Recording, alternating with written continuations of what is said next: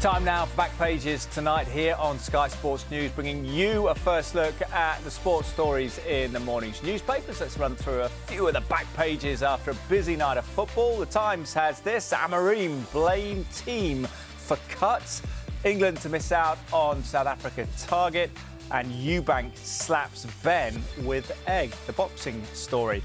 Sun goes with that boxing story, the showdown of Eubank Jr. and Ben Jr. Eggs Benedict. Pretty good, that one. Ruben's Reddies.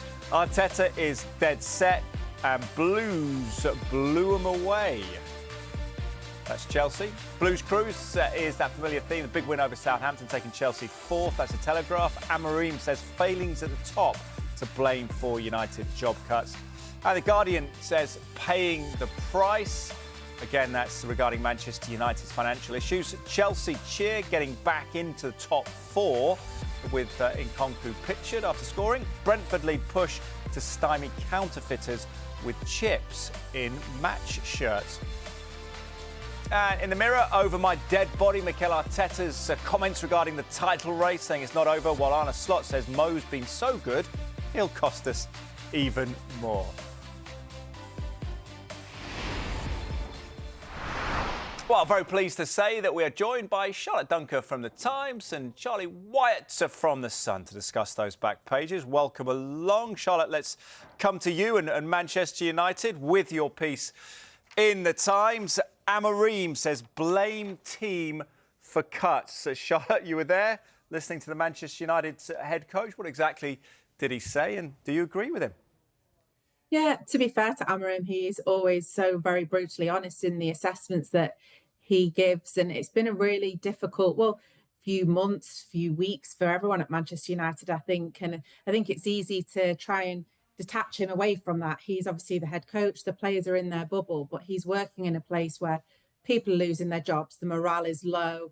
It's difficult for them going into work every single day, knowing that their teammates, their friends, that another 200 people are going to be made redundant. And he was basically saying the team have to take responsibility for the fact that some of these people are being made redundant. It's the financial reality that the club need to make cuts. We've heard about them stopping free lunches at Old Trafford in the hope that that will save them £1 million in a year. And then you look at the wage bill that they have to cut as well. But when you look at the wage bill that they've got with the players, and Amorim specifically pointed out there in his quotes in the embargo section about recruitment and getting recruitment right, the amount of money they have spent on players who haven't fulfilled the potential or haven't helped Manchester United achieve their objectives is astonishing. They spent 600 million under Eric Ten Hag. So he's basically saying the team is partly to blame because they're not winning the Premier League. They're not managing to qualify for the Champions League. That would be worth millions and millions of extra money for them. So he's saying that the team have to take responsibility and have to start turning around on the pitch to help the situation as a whole. It's a fascinating story, isn't it, Charlie? A complicated one for all involved. Telegraph covers it as well in their front page of the sports supplement. Amorim failings at the top to blame for United's job cuts. James Ducker there. And then there's a sort of more revealing piece, an explanatory piece for our James Ducker on the inside pages. Amorim's outburst, what he said and what he meant. What did he mean, Charlie? What do you think James Ducker's getting at? Well, I think, there's a bit of everything there. First of all, Amorim, accepts the fact that the results have not been good enough, the amount of money that's been spent on players. I think Amorim also speaks about that while he feels the hurt from the supporters, and I think he names the press officer who's sitting alongside him today and other people at the club, they really get it. He sort of explains that footballers are in a bubble, and we sort of know that, don't we? I don't think you can necessarily blame the players for the troubles of Manchester United. Let's not forget Manchester United were debt-free until the Glazers arrived, and that's when the club's financial problems really started. Equally, they've spent, £2 billion since Alex Ferguson retired in 2013, so they've spent £2 billion pretty badly. And even if they'd got the success that Amorim says was the reason for their financial situation, would it have made that much difference? They've just been managed really badly. That's not the players' fault. That's those that have been paying all the money for those players. The agents' fees. If they've taken so much money out of the club. Anthony and Casemiro costing 155 million pounds. Yet they're doing the fans over, 66 quid minimum ticket now. I mean, it's a drop in the ocean. From start to finish, United have been an absolute shambles the last few years. And at the moment, I don't see things are getting any better off the pitch. On the pitch, they're playing Ipswich tomorrow. And that is actually a really difficult game. It's going to be a really tough one for United. I just wonder, Charlotte, with that in mind, let's look at the back page of the Guardian Sport, or the front page of their supplement. Paying the price. Amorim admits bad results on pitch led to United job cuts. Jamie Jackson covering the piece here. And he says we have to improve recruitment. That's crucial. Need to improve the team. They are paying the price for our lack of success. He refers to the staff members there losing their jobs. Just wonder, for the players' perspective, Charlotte, how difficult is this going to be? Just 4 wins in the Premier League under 15 games under Amorim. Surely this whole environment, even Amorim's comments, it's not going to be conducive to a confidence showing tomorrow, is it? No, and you're right. They've got an absolutely massive job on their hands to turn not just the results, but the performances have been dreadful. I was at Goodison Park on Saturday, and their first half display was so bad. And to move on from that, like Charlie just said, Ipswich at home. And it was put to him, it was like, Amorim, this should be, it's clear 3 points for you. That's how it should be seen, isn't it? But nothing is straightforward with that team at the moment. They don't know the system they're playing. They just don't have any confidence, like you said. But one of the key things he said in the embargo section was that the players are in a bubble. So it's not that they don't care about these staff that have been made redundant. I think they obviously don't feel the pressure of it. And they shouldn't feel the pressure that it's their fault that these people have lost their jobs, because like Charlie said, the root of the problem goes back to the debt that the club find themselves in, which was all down to leverage buyout of the Glazers. So we can go back all the way there to get into the financial difficulties that Manchester United find themselves in. But in terms of the players, they are in that bubble, but they need to surround themselves just with the football people and try and find a way to get out of this rut they found themselves in. And so far, since Amorim's taken over, there's been no indication that they can do that on the pitch either. No, there hasn't. And the back page of the Sun actually covering an interesting aspect to this, Charlie. Your paper, Ken Lawrence with the exclusive for you. Manchester United will face an eye-watering £12 million bill if they sack Ruben Amorim this summer. It's been a pretty shocking run of form, hasn't it? Do you think in some ways he's insulated by the financial picture? I'd like to think that he gets beyond that, of course. He decided not to sign in January because he didn't feel the right players were available. Equally, quite clearly, they don't have as much money as he'd like. So I think it'd be very harsh. But I think if United did decide to get rid of him, they'd have to pay up his contract, which would be £12 million. But look, he deserves the chance. It is a complete mess. He deserves the chance to equally bring in players that he wants and to somehow mould this team into something better than what it is now, because they're quite fortunate, United, in many respects, that Ipswich are where they are, and there is quite a big gap because maybe in other seasons this United team would be in even bigger trouble than they are already, and maybe it doesn't help equally looking where Liverpool are at the moment, and over the years, if you put their net spend next to Manchester United's net spend, obviously, United have spent a lot more. So, I feel sorry for United fans. They're sort of, getting it everywhere, really. And I can see why they're really concerned because, not only in the summer may they not get the players they want, but they potentially could be losing some of their sort of, assets like Kobe Mainu and even Garnacho to, balance the books. Yeah, it feels a depressing time for Manchester United. What's your assessment on the Amorim future situation there, Charlotte? We know it's pretty early on in his reign, but if they were to exit the FA Cup and Europa League in coming weeks, could you see his position coming in under threat, or is it almost this season's been written off at this stage?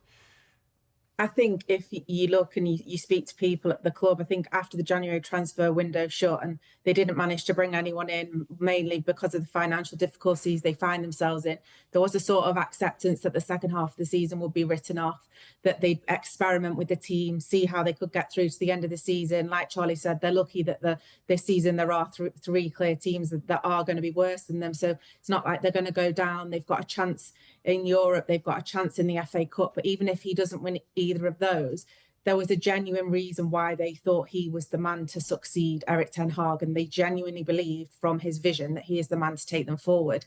Clearly, the players that he has don't work with the system he wants to play. If they can't bring in the players that he wants, maybe that's going to be a conversation for the summer, because if he can't make it work with this group and they're not going to be able to boost it enough in the summer, then that presents a bigger problem. But they can't decide in November that he's the man for the future and then decide in January after a run of bad results that they need to get rid of him. But Jim Ratcliffe isn't afraid to make bold, big changes. We've seen him make so many cuts since Ineos got that partial takeover of the club. So I don't think anything could be ruled out, but it would be a huge surprise if, given where they are in the table at the moment, that they do decide to make a managerial change. And so, Charlie, the pressure's on the executives to an extent, is it, to juggle the finances, juggle the players? Well, yeah, and the executives that brought in Dan Ashworth on a lot of money. Dan Ashworth, who had a terrific track record of recruiting managers. He got Graham Potter at Brighton, he got Eddie Howe at Newcastle, he got Gareth Southgate, and then they didn't trust him with making the big decision, so they had to pay him off. So that shows you that even above that level, they've been getting the decisions wrong on a consistent basis and been wasting a lot of money on a consistent basis. It's the people at the top you've got to blame here, not really the players. Obviously, the players on current form, because at times they have been hopeless, they have been embarrassing. Their home form's been dreadful. But equally, I think it's those in power that are really to blame for this situation. Ipswich on Wednesday night and then Fulham in the FA Cup at the weekend for Manchester United. Let's talk boxing, not until April, but Conor Benn and Chris Eubank Jr.'s fight has stolen the headlines, certainly in your papers, The Sun, Charlie, as well. A cracking headline, that was what my producer mentioned in my ear here. Let's get ready to scramble. Eggs Benedict is the headline. Eubank Jr., dirty little omelette drug taunt before pelt to face. So, Charlie, it's a great breakfast at Eggs Benedict, but tell us a little bit about this if people haven't seen the video circulating online, because they may not be as good as their fathers in the ring, but they're certainly great at promotion, these two, aren't they? No, of course, this is a famous sort of family feud, as it were, going back 30-odd years. Chris Eubank Jr. Going to fight Conor Benn at Tottenham Stadium, April the 26th. Their first face-off today, press conference. They were trash-talking, as you'd expect, and then Chris Eubank slaps Conor Benn with an egg. Conor Benn, who had a 2-year battle to clear his name for a anti-doping offence. It basically was decided that he'd had some contaminated eggs or too many eggs, which was the reason for Chris Eubank taking an egg with him, sitting through the press conference, and right at the end, putting the egg in his opponent's face. So, as you'd expect, wasn't particularly well received, got a bit nasty, and they're due to meet again on Thursday. So I imagine there's going to be quite a lot of security needed for that one. And obviously it was planned from the Eubank side, but I think Conor Benn and his dad, who was also there, were absolutely livid. So I think that's, definitely going to get a bit nasty, this one. Yeah, it didn't seem choreographed, did it? It certainly shocked him. He was very sly in the way he delivered that slapped egg, Chris Eubank Jr. Quite deft, wasn't he, Charlotte? Your picture in your paper here, Eubank slaps Benn with egg. Is this the modern way of grabbing attention? I suppose it's always been the way in boxing, but on the back pages of your paper and across social media, everywhere I look tonight. Yeah, I think it probably could have been the best thing that happened for the fight. We're all sat talking about it. Like you say, it splashed all across the back pages. If it had just been a normal press conference and he hadn't taken that egg in and used it in the way he did, I don't think we would have been sat here talking about it. Now we all know exactly when the fight is, when the next press conference is. Everyone's going to be sat waiting with bated breath to see if they go at each other again on Thursday, because they're already been spoken about having to be restrained. So it's great for the fight, great for both of them, even if he wasn't expecting it and he looked absolutely furious when it happened. But a really good publicity stunt. It's worked out well for them. Yeah, but hopefully on Thursday we won't see any other breakfast products involved, any food fights, but we'll see how that develops. Charlie, Charlotte, thank you very much for now. We'll take a quick break. When we come back, we'll look at more of the sports stories in the morning's papers, including this in the Telegraph. Blues cruise against Southampton. We'll talk about much-needed win for Chelsea.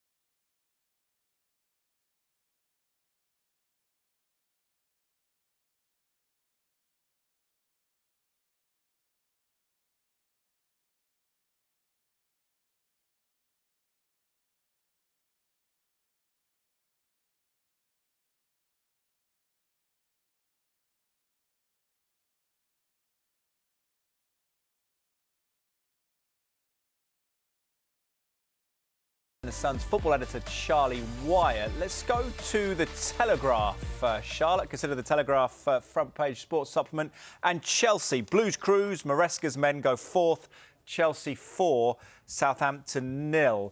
Against a really struggling team, Charlotte, but how important were those points for Chelsea after a really sloppy run, I suppose, in terms of results? Yeah, it was massive. I think obviously everyone expected them to beat Southampton tonight, but the convincing way in which they did it, 4 different goal scorers, and most importantly as well, keeping a clean sheet. I think that's the first game in 9 that they've managed to keep a clean sheet. So if they have aspirations of finishing in the top 4, which obviously they do, it's only a few months ago we were talking about them on here, whether they were in the talk for the title. So like you said, it's been a difficult few weeks. They've lost some games. The performances haven't been going the way that many Chelsea fans have wanted. There's been a lot of criticism about Maresca. There was fans protesting before the game today about the ownership as well. So for them to go out there and put on a convincing display, 4-0 win, and move a step closer to securing that Champions League football. They've got some really difficult games to come up before now and the end of the season, though. So they are going to have to hope that they can use this as a confidence booster and get some momentum in terms of finishing. Obviously, we're hoping that top 5 will be Champions League this season. But yeah, a really big 3 points for them and a really big performance. Indeed, they make the back page or the front page of the sports supplement in The Guardian. Levi Colwell pictured with Christopher Nkunku, 2 of the scorers there. 4-0. Chelsea cheer getting back into top 4. Charlie, did you feel that? How big was it for Enzo Maresca as well? Charlotte referenced it there. Some people speculating that perhaps he's not so great after Christmas as before it. Yeah, I mean, Chelsea started the season with 18 wins from 26, and that's 3 out of 12. So that's not very good. And that's why Charlotte mentioned, the fans did a bit of a protest about the ownership and Todd Bowley before the game tonight. So it was must win. It was a predicted win. And, to beat Southampton 4-0, you'd just expect them to do that. And again, as Charlotte said, they've got some tough games coming up. And it's really difficult, the Premier League at the moment, isn't it? Because while we do have a team running away with the title, after that, it's really tough to call who's going to finish in the top 4 for a Champions League spot, or probably top 5, which could be enough. Because at the moment, you're looking at 3rd place at Forest down to 10th. Yeah, you've only got 5 points separating them all. So, a decent 5-6 match winning run could really propel a team back into the Champions League spot. And equally, if Chelsea have another wobble, which this team is entirely capable of doing, and I think most Chelsea fans would admit that, although they do have some terrific players, you can't rely on them. So that is why a Champions League place is absolutely not certain. A place in Europe is not certain. That's why I still think their Europa Conference tie against Copenhagen next week is really important. Ideally, Chelsea need to win the Europa Conference, and they've got every chance of doing that to make sure they're in Europe next season. So yeah, good win tonight, but quite a lot of uncertainty from quite an unpredictable team. Indeed, they've got a week off now to prepare for that European tie, not in the FA Cup. But Charlie says that perhaps the title race may be over, but Mikel Arteta in the Sun saying Arteta is dead set. Jordan Davis with the story on the left-hand side there. Mikel Arteta is adamant Arsenal will only give up on the title race, quote, over my dead body, ahead of this tricky game at Nottingham Forest. Charlotte, how tub-thumping was the Arsenal manager? Well, you'd like to hope that he'd come out and say something like that. Imagine he'd come out and said the total opposite after everyone had said that Liverpool had won the title when they beat Manchester City at the weekend. So, yeah, while it's mathematically possible for Arsenal to fight back and win the league, you'd like to hope that Arteta is going to come out and say that his team are going to do everything they can to close the gap. But it's not just their own form that they need to be concerned with. Liverpool, they just don't look like dropping any more points. They've lost 1 game all season. It's not in Arsenal's hands. Arsenal is struggling with the lack of forward options that they've got due to injuries. Like you said, they've got a really difficult game to go to the City ground against Nottingham Forest tomorrow night. So yeah, I think everyone would be pretty shocked if Arsenal went on to win the league this season. But he's come out fighting, and fair play. I don't think anyone would expect anything less. But I think deep down in his heart of hearts, maybe he even knows that it's over now. Oh, I just wonder, with Liverpool taking on Newcastle on Wednesday evening as well, Charlie, it could be a 14-point gap if results go against Arsenal. Do you think a lot of people, neutrals, people in the media, are hoping there's a bit of a swing on Wednesday night just to make it interesting? Yeah, I think lots of neutrals would like to see a good title race. Of course, ideally you want to go down to the last day, and that's definitely not going to happen, is it? It's just no chance. And Liverpool have been brilliant this season. They've been really consistent. Arsenal, it's the injuries, it's the not signing number 9 in the summer, and it's the fact that I still don't think under Arteta they've got the right mentality to be winners, because there's some good players there. And I was at Arsenal on Saturday, and they were awful, and they deserved to lose. And I understand the fans' frustration. Mikel Arteta's got to start sorting this out, and he's got a really big summer ahead, because he's not going to win the title. They're still in the Champions League, of course. But yeah, I just don't see this Arsenal team making the steps forward that you would have expected if you'd have gone back to August. No, it's going to be an interesting inquest into Arsenal's season, isn't it? If they don't win anything in the Champions League, of course, as well. We'll keep across them. Let's keep across Jose Mourinho. We're watching from afar in Turkey. Tom Gibbs in the Telegraph. Charlotte, Mourinho's Turkish odyssey is, as you would have expected, chaos. This after a very fiery off-the-pitch game between Galatasaray and Fenerbahce. The derby ended 0-0. Charlotte, can you tell us what's been happening in the latest controversy around Mourinho? Yes, so Fenerbahce and Galatasaray played each other, and Mourinho made a remark about how the Galatasaray bench were celebrating, and he's also been critical of Turkish referees. And the Galatasaray, there's actually a statement from them in there which has accused him of racism, and they said they're going to start criminal proceedings against him. So we are used to Jose Mourinho hitting the headlines. He's not scared of making an inflammatory comment in a press conference. But this isn't really a side that we've seen before. Fenerbahce have said it's slander and they're not expecting it to go anywhere, but might be an interesting one to see going forward, because they clearly don't agree with the comments that he made or the tone that this isn't the first time he's been critical of the refereeing over in Turkey. It's been happening since he went over there. So he's clearly got an issue with it. And this is Jose Mourinho. He's going to make his feelings known, and he's not one to go out quietly, is he? He's certainly not. Charlie, what do you make of Jose Mourinho? Is this the final fiery sort of twist in Fenerbahce? They're 6 points off Galatasaray, or can he return to one of the so-called big leagues in Europe? Well, look, even in the autumn, he was saying how he wanted to come back to England. And that was after he'd been really, really critical, almost mocking Turkish football within a few weeks of arriving there. And as Charlotte said, he's been critical of the referees. That's why they had to have an overseas referee for this game. And the other thing that sort of stood out, apart from the chaos, as you mentioned, was the fact that there were 30,000 policemen at that game. I mean, 30,000. That's the size of St Mary's at Southampton or the King Power. So I think it's fair to say Turkish football's got a few problems at the moment, other than Jose Mourinho, who I don't expect to be there next season. But there was obviously crowd trouble. At one stage, they weren't sure the game was going to continue.